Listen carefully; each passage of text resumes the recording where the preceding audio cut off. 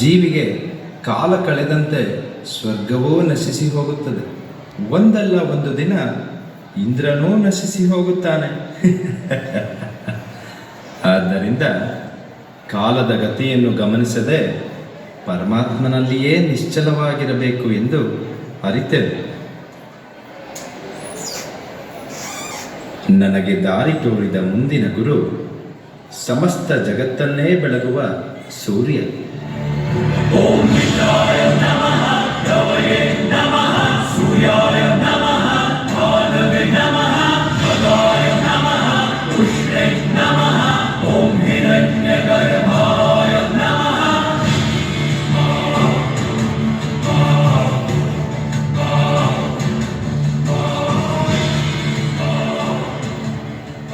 ನಾನು ಅಗಾಧವಾದ ಶಕ್ತಿ. ನಾನು ಪ್ರಕಾಶ ಮತ್ತು ತೇಜಸ್ಸಿನಿಂದ ನೀರನ್ನು ಆವಿಯಾಗಿಸಿ ಪುನಃ ಮೋಡಗಳಿಂದ ನೀರನ್ನು ಮಳೆಯ ರೂಪದಲ್ಲಿ ಭೂಮಿಗೆ ಸುರಿಸುತ್ತೇನೆ. ರಸವನ್ನು ಹೀರುವಾಗಲೂ ಚೈತನ್ಯವನ್ನು ಕೊಡುವಾಗಲೂ ನಿರ್ಲಿಪ್ತನಾಗಿರುತ್ತೇನೆ. ಮುಂಜಾನೆ ಉದಯವಾದಂತೆ ಸಂಜೆಗೆ ಮುಳುಗಿದಂತೆ ಕಂಡುಬಂದರೂ ನಿಜವಾಗಿಯೂ ನಾನು ಅಚಲನಾಗಿರುತ್ತೇನೆ. ಸೂರ್ಯನ ಪರೋಪಕಾರ ತತ್ವವನ್ನು ಅರಿತು ದೇಹವು ಸುಖ ಅಥವಾ ದುಃಖವನ್ನು ಅನುಭವಿಸುವಾಗಲೂ ಅದರ ಕಡೆ ಗಮನ ಹರಿಸದೆ ನಿರಾಸಕ್ತನಾಗಿರುತ್ತೇನೆ. ನನ್ನಲ್ಲಿರುವ ಆತ್ಮನು ಮಾತ್ರ ಅಚಲನಾಗಿಯೇ ಇರುತ್ತಾನೆ. ಎಲ್ಲವನ್ನೂ ಪ್ರೀತಿಯಿಂದಲೇ ಕಾಣುತ್ತೇನೆ. ಆದರೆ ಯಾವುದನ್ನೂ ನೆಚ್ಚಿಕೊಳ್ಳುವುದಿಲ್ಲ. ಯಾವುದರ ಮೇಲೂ ಮೋಹವಿರುವುದಿಲ್ಲ. ಈ ತತ್ವವನ್ನು ಕಲಿತು ಸೂರ್ಯನನ್ನು ಗುರುವಾಗಿ ಸ್ವೀಕರಿಸಿದರು. ಒಂದು ಪಾರಿವಾಳವೂ ಸಹ ನನಗೆ ಗುರುವಾಯಿತು.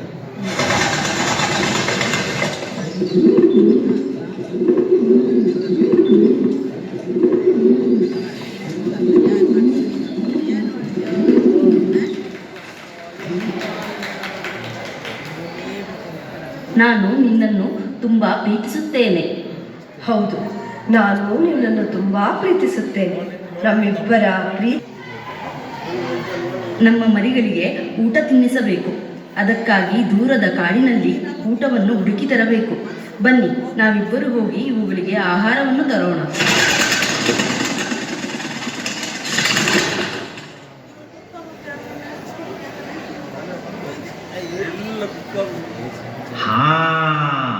ಈ ಪಾರಿವಾಳದ ಮರಿಗಳು ಎಷ್ಟು ಸುಂದರವಾಗಿದೆ.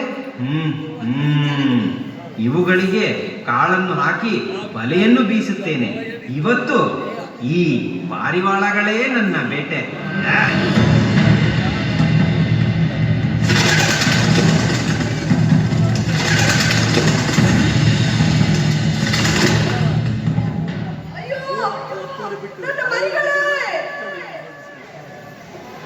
ಅಯ್ಯೋ, ನನ್ನ ಸಂಸಾರ ಬಲೆಯಲ್ಲಿ ಸಿಕ್ಕಿ ಹಾಕಿಕೊಂಡು, ಇವರೇ ನನ್ನ ಜೀವ.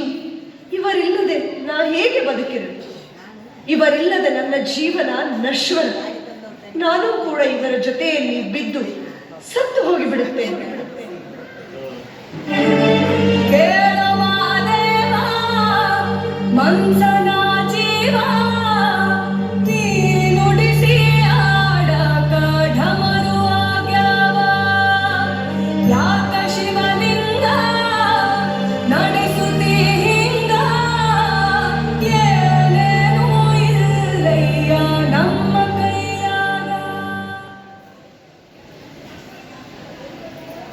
ಹೀಗೆ ವಿಷಯ ಭೋಗವನ್ನು ಅನುಭವಿಸುವಾಗ ಮುಂಬರುವ ದಿನಗಳಲ್ಲಿ ಅದೇ ಸನ್ನಿವೇಶವು ದುಃಖಕರವಾದ ಮರುಜನ್ಮಕ್ಕೆ ಕಾರಣವಾಗಬಹುದು ಎಂಬ ಅರಿವೇ ಜೀವಿಗೆ ಇರುವುದಿಲ್ಲ. ಈ ಸತ್ಯವನ್ನು ಸಂಸಾರದ ಮೋಹಪಾಶಕ್ಕೊಳಗಾದ ಪಾರಿವಾಳದ ಪ್ರಸಂಗದಲ್ಲಿ ಕಂಡುಕೊಂಡೆನು. ಆದ್ದರಿಂದ ಭೂಮಿಯ ಮೇಲೆ ಜನಿಸಿದ ಮಾನವನು ವಿವೇಕದಿಂದ ವರ್ತಿಸಬೇಕು. ಜನನ ಮರಣ ಚಕ್ರದಿಂದ ಪಾರಾಗಲು, ಭಗವತ್ ಪ್ರಾಪ್ತಿಯನ್ನು ಮಾಡಿಕೊಳ್ಳಲು ಉತ್ತಮವಾದ ಮನುಷ್ಯ ಜನ್ಮವನ್ನು ಉಪಯೋಗಿಸಿ ಸಾಧನೆಯನ್ನು ಮಾಡಬೇಕು. ಇಲ್ಲವಾದರೆ ಪಾರಿವಾಳಗಳಂತೆ ಅತ್ಯಮೂಲ್ಯವಾದ ಜೀವನವು ವ್ಯರ್ಥವಾಗಿ ಹೋಗುತ್ತದೆ. ಒಮ್ಮೆ ನಾನು ಅಡವಿಯಲ್ಲಿ ಸಂಚಾರ ಮಾಡುವಾಗ ಆಕಸ್ಮಿಕವಾಗಿ ಒಂದು ಹೆಬ್ಬಾವು ಕಾಣಿಸಿತು. ಆ ಅಜಗರದ ನಡವಳಿಕೆಯಿಂದ ಒಂದು ವಿಶೇಷ ತತ್ವವೊಂದನ್ನು ಕಲಿತೆನು.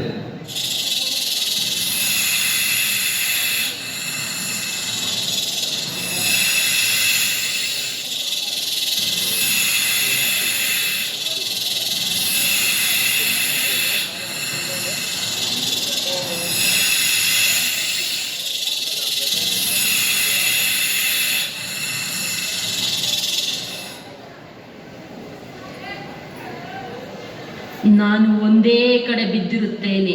ಸ್ವಾಭಾವಿಕವಾಗಿ ಏನು ದೊರಕುತ್ತದೆಯೋ ಅದನ್ನು ನುಂಗಿ ತೃಪ್ತಿಯಾಗಿರುತ್ತೇನೆ. ಅಜಗರದ ಈ ಸ್ವಭಾವವನ್ನು ಕಂಡು ಅದನ್ನು ಗುರುವನ್ನಾಗಿ ಸ್ವೀಕರಿಸಿದನು. ಸದಾ ಆತ್ಮಸ್ಥಿತಿಯಲ್ಲಿರುತ್ತಾ ಆಹಾರದಲ್ಲಿನ ರುಚಿಯನ್ನು ಪರಿಗಣನೆಗೆ ತೆಗೆದುಕೊಳ್ಳದೆ, ಒಂದು ವೇಳೆ ಆಹಾರವು ಸಿಗದಿದ್ದರೆ ಸುಮ್ಮನೆ ಮಲಗುವೆನು. ಆಹಾರ ದೊರಕಿದರೆ ಮಾತ್ರ ಸ್ವೀಕರಿಸುವೆನು. ಜಾಗೃತ, ಸ್ವಪ್ನ ಹಾಗೂ ಸುಷುಪ್ತಿ ಸ್ಥಿತಿಗಳಿಗೆ ಅತೀತವಾದ ತುರ್ಯಾವಸ್ಥೆ ನನ್ನದಾಗಿದೆ. ನನ್ನ ಮುಂದಿನ ಗುರು ವಿಶಾಲವಾದ ಸಮುದ್ರ. ಯಾವಾಗಲೂ ಗಂಭೀರನಾಗಿ ನಿರ್ಮಲವಾಗಿ ಪ್ರಸನ್ನನಾಗಿರುತ್ತೇನೆ.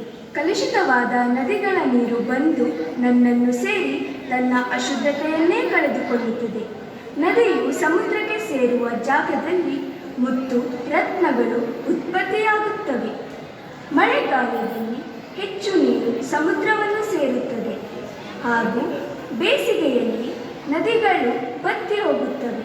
ಆದರೆ ಸಮುದ್ರ ರಾಜನಿಗೆ ಇದರಿಂದ ದುಃಖವೂ ಇಲ್ಲ, ಸಂತೋಷವೂ ಇಲ್ಲ. ಗಾಂಭೀರ್ಯವೇ ನನ್ನ ವಿಶೇಷತೆ. ನಾನು ನನ್ನದು ಎಂಬ ದ್ವಂದ್ವಗಳಿಗೆ ಸಿಲುಕದೆ ಅತೀತ ಸ್ಥಿತಿಯಲ್ಲಿ ನಿರಾಸಕ್ತನಾಗಿರುತ್ತೇನೆ. ಈ ಲಕ್ಷಣಗಳಿಗೆ ಮೂಲ ಸ್ವರೂಪವು ಬೃಹತ್ ಸಾಗರವೇ ಆಗಿದೆ. ಸಮುದ್ರದ ಈ ಲಕ್ಷಣಗಳನ್ನು ನೋಡಿ ಯಾವಾಗಲೂ ಪೂರ್ಣ ಶಾಂತಿಯಿಂದ ನಿರ್ಮಲವಾಗಿರುವುದನ್ನು ಕಲಿತೆನು. ಸಾಧುಗಳ ಜೊತೆಯಲ್ಲಿರುವ ಮುಮುಕ್ಷುಗಳೂ ಸಹ ಇಂತಹ ನಿಶ್ಚಲತೆಯನ್ನು ಪಡೆದು ಮುತ್ತು ರತ್ನಗಳಾಗಬಹುದು. ಒಂದು ಪತಂಗವನ್ನು ಗುರುವನ್ನಾಗಿಸಿಕೊಂಡಾಗ ಪಡೆದಂತಹ ಜ್ಞಾನವನ್ನು ಈಗ ನಿನಗೆ ತಿಳಿಸುವೆನು.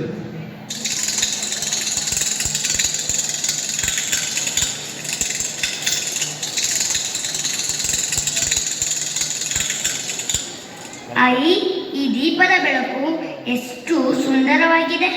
ಅದರ ಕಿರಣಗಳು ದೀಪದ ಬೆಳಕಿನ ಬಣ್ಣ ಎಷ್ಟು ಆಕರ್ಷಣೀಯವಾಗಿದೆ. ನಾನು ಇದರ ಸುತ್ತಲೇ ಸುತ್ತುವೆನು.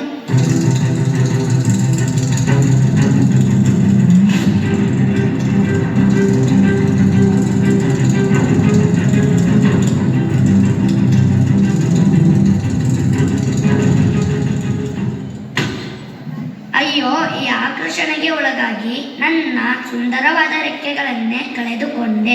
ಈಗ ನನ್ನ ಪ್ರಾಣವೇ ಹೋಗುತ್ತಿದೆ. ಪತಂಗದ ಈ ಉದಾಹರಣೆಯಿಂದ ಮಾಯೆ ಎಂಬುದು